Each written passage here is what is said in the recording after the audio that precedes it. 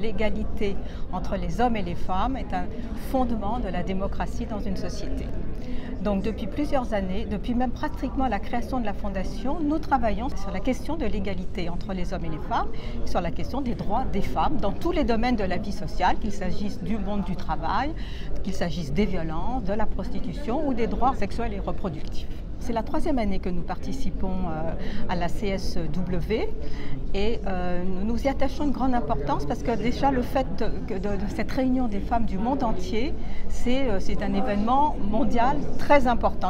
Donc c'est très important de voir un petit peu chaque année l'évolution de la place des femmes dans le monde et malheureusement parfois la régression des droits des femmes, comme on le constate actuellement dans un certain nombre de pays. Et malheureusement, la place des femmes dans le monde du travail n'est pas suffisamment reconnue à l'heure actuelle, même dans les sociétés démocratiques comme les sociétés européennes par exemple.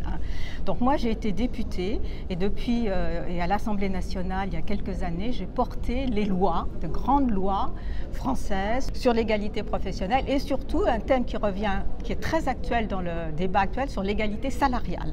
Parce qu'il y a toujours une différence de 20 à 27% selon les États entre les salaires des femmes et les salaires des hommes pour le même travail. Voilà, donc ça c'est vraiment un combat que nous devons mener. Je suis très contente d'ailleurs que cette année ce soit la question de l'emploi des femmes, de la place des femmes dans le monde du travail qui soit abordée à l'ONU.